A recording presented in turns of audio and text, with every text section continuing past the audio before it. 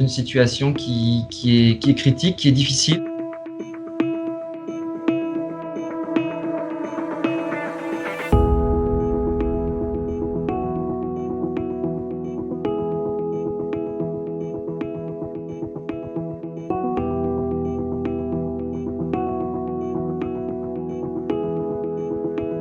Au cours de la période Covid, on a rencontré différentes périodes de difficultés et toutes les périodes de changement, les entrées de confinement et les sorties de confinement entraînent des problèmes de fréquentation sur nos collectes de sang. Avec le travail à distance, le télétravail, les cours à distance dans les universités, il y a de très nombreuses collectes qui ont lieu dans ces milieux, entreprises et universités, qui ne peuvent plus avoir lieu.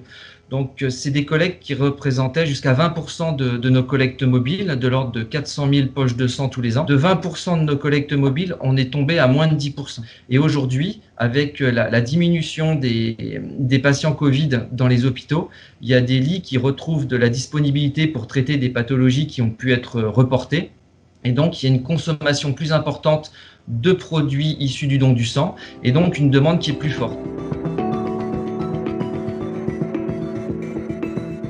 Fonctionner dans un état normal, on a besoin entre 95 et 100 000 poches de sang dans nos stocks et aujourd'hui, on est à 82 000.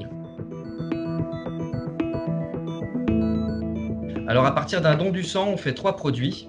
Une poche de sang de globules rouges qui a une durée de vie de 42 jours, des plaquettes qui ont une durée de vie très courte de 7 jours et puis après un produit qui s'appelle le plasma qui lui a une durée de vie de 3 ans puisqu'on peut le surgeler. Pour pouvoir donner votre sang, vous devez avoir entre 18 et 70 ans, être en bonne santé et peser plus de 50 kg.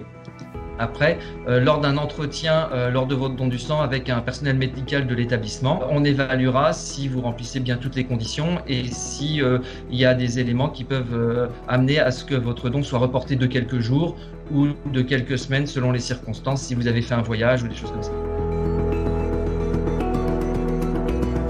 En ce qui concerne le Covid, si vous avez eu le Covid, vous pouvez faire un don du sang 14 jours après la disparition des symptômes. Le Covid n'est pas un virus qui est transmissible par voie sanguine. Par rapport à la vaccination, vous pouvez donner votre sang si vous n'avez pas été vacciné.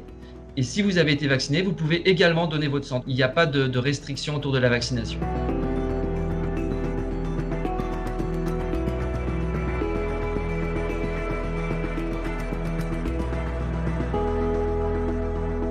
Il est vraiment important que tout le monde se mobilise aujourd'hui parce qu'on est dans une situation qui est critique, qui est difficile. Aujourd'hui, il n'y a que 3% des personnes en capacité de donner qui donnent. Il y a un vrai potentiel et il faut que tout le monde se mobilise pour venir donner son sang. Ça permet de sauver jusqu'à 3 vies.